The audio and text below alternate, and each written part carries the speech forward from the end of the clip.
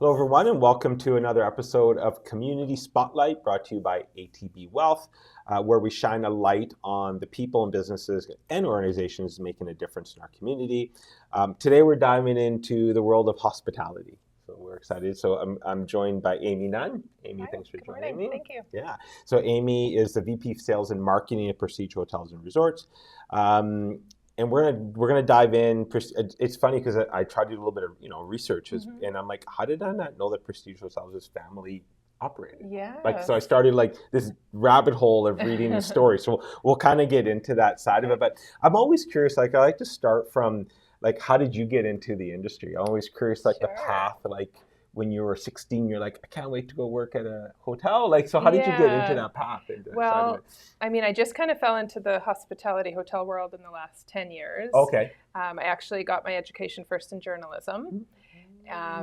20 some years ago. So I did a couple of years as kind of a community newspaper and photographer. Where was writer that? in Airdrie in Okay. Calgary. Oh, interesting. Yeah. So after a couple of years of that, I went back to the University of Calgary, got my communications degree, and ended up working at a nonprofit for a while, and then moved back to Saskatoon and worked for a couple different ad agencies. So marketing, branding, advertising, is really where I, really found my passion. Okay. Professionally. The last couple of years I was in Saskatoon, I was the director of marketing for Tourism Saskatoon. So that was kind of a dip into the tourism realm, side, okay. Dealing with a lot of the hotels. So that kind of planted some good seeds. And when my husband and I moved to Kelowna 9 years ago, I applied with Prestige and got the role, and I've been with them ever since. Interesting. So you didn't like move here looking to work for Prestige. There was an opening. You happened to see it, like put your hand up and it was one of those things that just fell into place. So I was on maternity leave with my second daughter. Okay. And my husband left for work one day, and he was back an hour later. And I said, "What are you doing home?" And he said, "Well, they tell me I don't work there anymore." So he was part of this big layoff.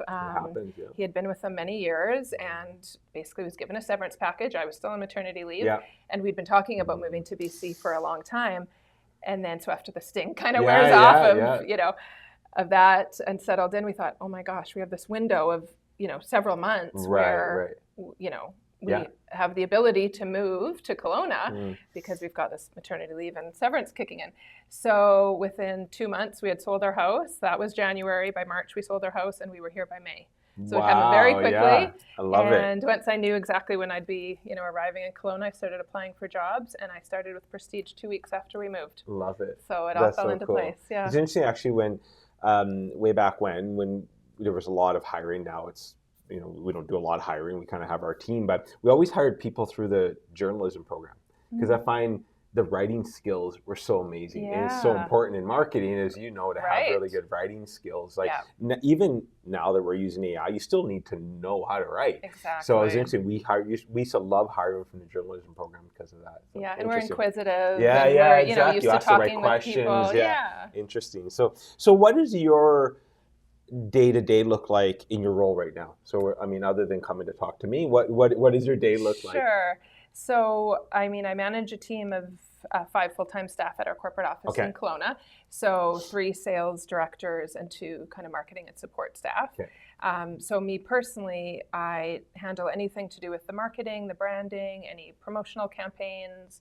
I have a social media person, but I manage the overall strategy and content with her. Any sponsorships or donations. I also handle any escalated guest complaints. Public relations, media releases, website, all those. Anything in that realm. Never a dull moment. Love it.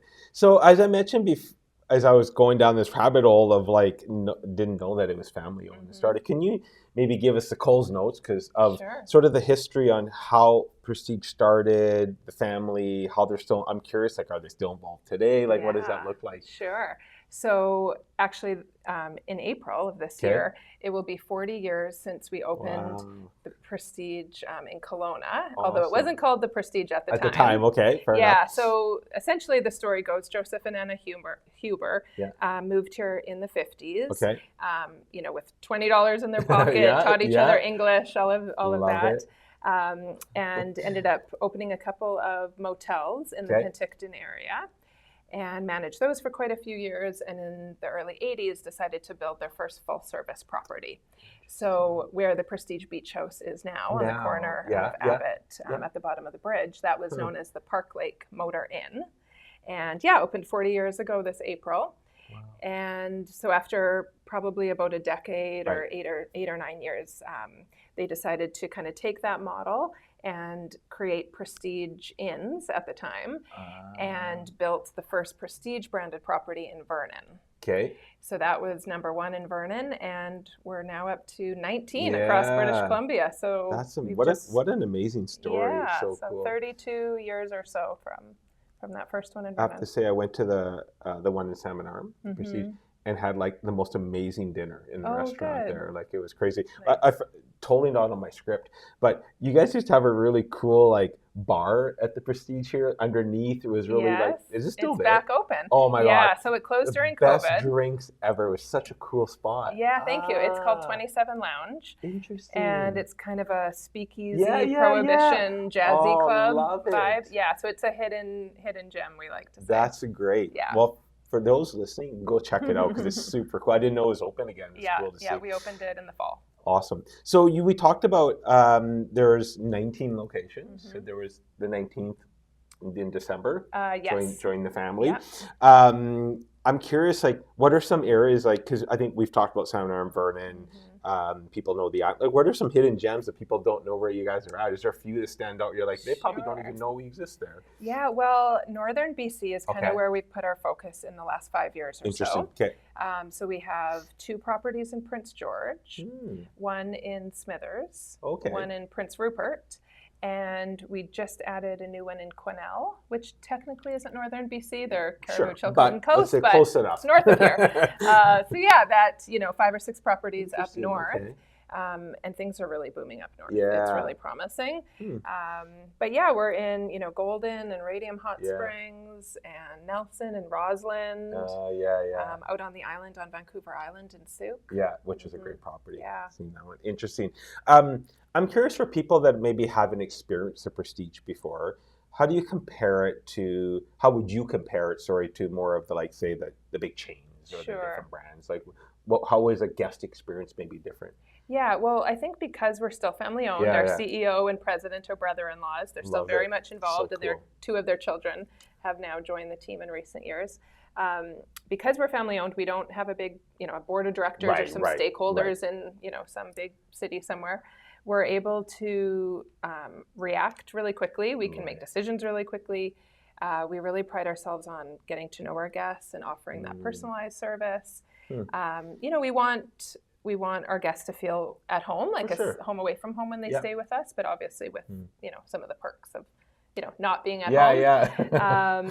So we just really try to make our hotels really reflective of the communities that we're in. So we're not cookie cutter. If you go to the Nelson property, it's very different than Radium, very different from But they fit into the community. Yeah, exactly. Like in Cranbrook, for example, which has a huge railway history to the city, we actually took a rail car, brought it to the back of the property, and transformed the rail car into 2 designer suites. So you can sleep overnight in a train. So really, cool. right? So we just tried to take those little nuggets of the city and what they're known for and incorporate that into the experience. Love it. I remember last year we were in the one in Nelson and just sitting on the patio, and it's such an amazing spot. Yeah, like just beautiful. such an amazing spot. Yeah. So, can you talk a little bit about sort of maybe it's in your role, like how you guys do get involved in community? Because I know you do. I know it's a big part of the brand, right? So what are some of those partnerships or programs you're doing in community? Sure. So everything from donating, gift certificates as often as we can. Yeah. Truthfully, I probably give away 400 to 500 free night stays a year to anybody who asks. Really, if they're if they're a good. You're going to get a bunch of emails. I know, right? Yeah, as long as they're in one of our communities and a good cause, we'll help support your raffle or silent Fair auction. Enough. Yeah. We're really involved with organizations like Cup for Kids. So they do their bicycle tour every September, and they stop in 6 of our cities. That's pretty So cool. we basically put up 40 riders for free everywhere that they stay with us in those 6 communities. We sponsor a lot of hockey teams and different the ballet or the theater organization. So we try to really, support local organizations like that. But what we're most proud of is Joanna's House here in Kelowna.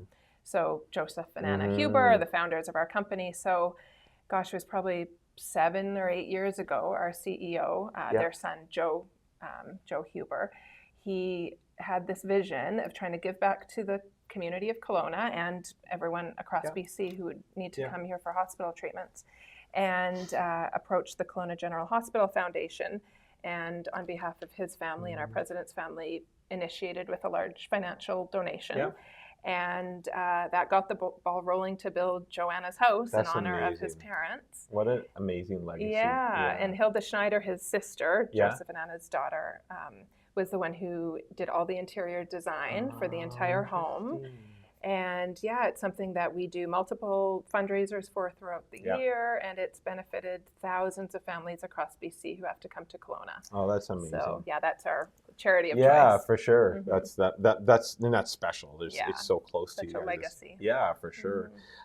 One thing was interesting, like our industry, I know in the marketing world, and you're in that space, has changed a lot over the last couple of years through COVID, through our AI now and automation. I'm curious, like, what have been some of the big evolutions you've seen, even over the last few years? Like maybe through COVID, is there like you've had to adapt?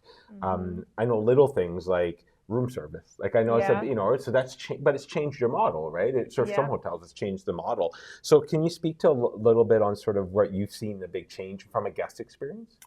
Yeah, so definitely post-COVID, guests had higher expectations. Right. They're out in the world finally, and they're spending money, and their expectations were elevated. For sure. So we noticed that right away. But really what travelers are looking for is personalization. So in the last 2 years, we've really invested into a new CRM system. Okay, cool. Because as much as we're one company, if you stayed, in Roslyn 1 week and then in Kelowna the next week, those two reservation systems weren't connected. So you might be our top guest in one city, but you didn't know. They didn't know if you went to another property. Okay. So we invested in a technology platform that basically connected all of the properties, all of the guest stay history, if you're a rewards member, even preferences like, do you want a king size bed every time? Do you want to be away from the elevator? Do you want to have, extra blankets in your room? Those kinds of things can be added to your guest profile. So we just get to know our guests better that way. We can enhance our service delivery that much better. And then from, a marketing perspective, it also allows us to target, emails. So we can personalize our transactional emails, but also our marketing emails. So if we know you're coming for golf, I'm not going to send an e-blast to 30,000 people when only 4,000 of them golf. We can tailor our messaging. So it's help from the marketing side, but it's really help from the guest interaction and experience side. Which is interesting. It's one thing I've seen in the marketing world is the ability to really personalize communication now, right? Like if you go back in the history, you bought billboards or TV, it's hard to personalize, right? You're whatever, a car full of people drive by a billboard, I can't change the message. And now you can communicate with Rob directly because you know what Rob likes. Exactly. Which is really cool. Yeah. Interesting. Exactly. That must be a game changer I'm talking from a guest experience too, because now you do feel like they know me. Yeah, and it's we're trying to train our staff. So if you were to check in Nelson and they noticed that you were in Radium last week, they would say, Rob, you were in Radium last week. What did you think of the hot springs? Interesting. And then that just makes you as a guest feel, like, wow, they're really showing some interest in me, and so it goes both ways from a guest loyalty perspective. Interesting. Too. We mentioned sort of the 19th property that came on. What's next? Oh God! I think we bought 20 coming on. I know, that's the lucky number. We bought 3 just in 2024. Wow! So we've told our CEO, that's enough. Can we just onboard these? But I wouldn't be surprised. I have nothing, to spill. No, for sure. We would love to be, Vancouver, Richmond, Lower Mainland area. That is definitely kind of a missing part on the map for us. But obviously, it's incredibly expensive and to break into. But hopefully one day that's where I'd like to see us, or maybe on the island again. Vancouver Island, so beautiful. Yeah. And it must have been. Like, I think the last couple, I feel bad for the tourism industry, period, like through COVID and then the fires and Yeah. travel bans. And, Yeah. you know, I mean, I felt like tourism was down in the community. I'm not in the middle of last it. year, It feels like you're like, oh, it feels not as busy typically. So some really tough years that you guys have gone through, right? That's right. Like, so how do you get through all that? Like, you know what I mean? Like, how do you, like, you know, you don't sit in a corner and cry, right? No, So, I mean, or do you when no one's looking? No, I mean, last year it ended up being okay, Yeah, but we definitely started the year off slow. Right. We didn't have a lot of snow across BC, so the ski hills were impacted, and a lot of our winter businesses, for sure, you know, driven by the nearby ski hills. Yeah. And then, everyone was afraid that the fires would hit us again. Yeah. So it was very last minute bookings. People were, you know, typically you'd book your July and August hotel stays maybe a couple months in advance to lock them in. Right. But they were coming 3-4 days in advance because people were checking the weather and saying, okay, I think the coast is clear, we'll go now. More last minute. Yeah, or they were maybe booking in 2 separate regions of British Columbia and then canceling one at the last minute and going to the one that had maybe no fire or better weather. Yeah. So people are just hedging their bets a little bit more than they used to. But I mean, we just have to carry forward and hope for the best. And now with everything politically in the world, that's another. Is there any spin-off at all, or is it too early with, you know, cancel your trip to the U.S. staying, and you know, there's a lot of that stay in Canada, made in Canada support. Are you seeing anything, or is it a little bit too early? We're hearing a lot of that. I mean, this winter it's been quite good for us because not good for us because our dollar's so weak, but the U.S. travelers are coming to Canada. Yeah, and they're going on ski vacations because it's you know, so much more in their favor. Exactly. So we're benefiting in that way. Golf vacations are definitely up for this summer. Interesting. So people are staying within Canada to golf, but also Americans have booked to come here. So hopefully the tariffs and all that's well, we welcome pending. the U.S. people to come spend their money here. Exactly. Yeah. And I think you're right. The sentiment to stay local and travel within Canada. You know, any chats or Facebook groups or whatever I'm in, I've definitely seen that chatter where people saying, I'm not going to Disneyland this year. I'm not going to California or wherever it might be because it's so expensive with the conversion. But, you know, they just want to support Canadians and stay more locally. Well, it's amazing that how beautiful our country is that we sometimes don't explore it. That's right. So it's interesting that you're like, my daughter wants to do an Oregon coast trip, but it's obviously more expensive, and like the island kind of feels the same. That's right. So sometimes it's like we look for something better elsewhere, and it's like, hey, just let's explore our backyard a little bit. And see there's so many beautiful places. Interesting. Yeah. I'm gonna put you on the spot, Kay. Okay. You travel a lot of your locations. You only get to pick one. Where are you going? I'm going to you didn't even think about that. I loved it. I love our property on Vancouver Island. It's so I was there. Well, I've been there several times, but one year we went whale watching. And amazing. I mean, the whale watching, you know, can pick you up right at our property. Like we're right on the ocean, and we saw a white whale, and we were out with a tour guide, and all of a sudden he starts freaking out, saying, oh my gosh, there's the unicorn, that's the unicorn. Oh my God. And apparently there had only been like 11 of these, and it wasn't an albino whale, it was like a different species, but a white orca whale. Oh my gosh. And they were swimming right under our boat and got so close, like it was all over the news. That's it was like a really big deal. Lifetime, and it had only been spotted, I think, in Alaska like 2 months prior, and all of a sudden it popped up in Souk. Very cool. Yeah, that property is amazing. But I love Nelson too. That's such a cute little town. You only get one. Okay. Actually, we'll split it. 6 months window. So that's awesome. If you had to pick, like if you know someone has traveled to BC, this is the first time they're coming to BC. So and what would you recommend? Like where should they go? Like where you know you guys got lots of properties now, which is awesome. Where do they start? Where do I start? Well, I mean, I'm partial to the Okanagan, obviously. Living in Come Kelowna. Here first. Salmon Arm is actually a real hidden gem. That is that's an awesome property. Yeah, even people within the Kelowna region, you know, I'll suggest it, and they don't realize it's, you know, 90 minutes away, really. We have a property right on the lake, so there's beautiful lake views. There's a bird nature estuary right in front of the property. The North America's longest wooden wharf is right outside. and just a really quaint downtown. It's a cute little town for sure. Yeah, so that's, nice and close to us here, and it's I love it. beautiful. And like I said, the restaurant, we had an amazing dinner there, which was awesome. It's very cool. Is there anything around that happens in the, when it happens in hospitality or stays in the hospitality? Is there anything that would surprise people? Like if we can kind of peek around the door a little bit, like what do we don't see? What do we don't see? Like, is there anything that really stands out for me of working in the industry and going, wow, that surprised me. Like, I didn't know we did it this way. Or is there anything that sort of comes to mind? Yeah, I mean, our housekeepers work so hard. We take that for granted. Yeah, we do. And I mean, these men and ladies, they're working, they're 8-hour shifts. Yeah. And, it's not uncommon for them to flip 15 rooms around in a shift. Not from, not departures per se. But, I mean, they're working so hard.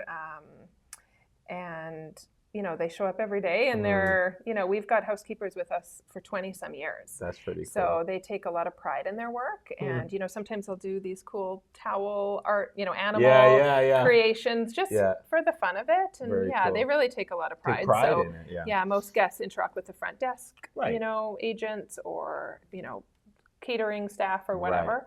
But I think our housekeepers, our room attendants need a big shout out. I love it. That's a good one. So if you weren't doing what you're doing, what would you be doing? Like, if you weren't in this industry, is there somewhere you'd love to be in? Is there something? There would be 2 dream jobs. So I'm very much into like pop culture. Part of the reason why I wanted to go into journalism was, something to do with, Entertainment Tonight or that kind of like going to the Oscars and interviewing celebrities or something. So that would be a dream job for me. Very cool.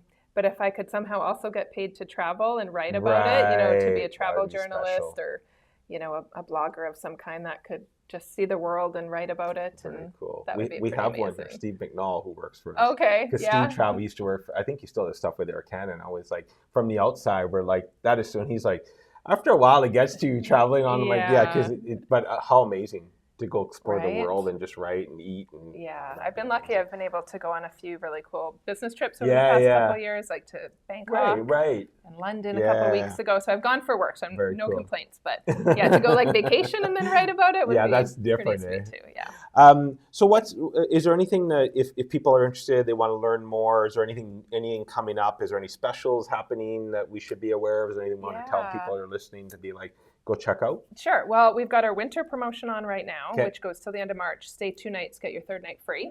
And every property. Cool. Yep. And if you don't need a 3rd night immediately, like you only need the 2 nights, we'll give you a voucher, and you can use that at any property anytime till the end of April. That's very cool. Yeah, so that's our winter promo. And with the Kelowna property celebrating 40 years, we're going to do some cool promotions for the month of April. Very cool. So if you stay 1 night, you get a $40 dining credit for free. If you stay 2 nights, you save 40% off on your whole stay. So we're about to launch that in the next week or 2. And that's amazing. I love that. And I think those are great for just a staycation. Like just to get out and just like explore your own town a little bit, which is really cool, right? So very cool. And a little plug to check, we're using you guys for a new website. Yeah. So we're launching a new website in May. So that's a big project we're working on right now. That's awesome. That's awesome. Can't wait for that to happen. So Amy, thank you so much for coming in. It was good. And like I said, it was neat just even hearing, like, I didn't know the full story, which is kind of interesting. And it's interesting because we've been working with you guys for a little bit. I mean, I don't work directly on your account, but it's neat, the story about being in the community and they're still involved, which is really cool. And you've had like amazing growth, like starting when you said to where you are today. And like you said, you're probably not stopping. So there's going to be more of that. If people are interested, prestigehotelsandresorts.com. That's where they go. And all the information. It's a good website. It has a lot of information on there. So you guys can go. I think those 2 deals again, book 2 nights, get 1 free. And there's some local deals that are going to be happening for the 40th anniversary. So anything else you want to leave the viewers with before we sign off? No, I mean, we're just grateful to be, home away from home for so many guests. Probably 80% of our travelers are from BC or quite local. So we appreciate everyone's support over the years. And happy to still be here. Love it. Amy, thank you for coming in. And for the viewers, while we say, share these, stay connected, like these as we can get them out as much as possible. And thank you again to ATB Wealth for sponsoring. And we'll see you next time. Thanks. Okay, thanks.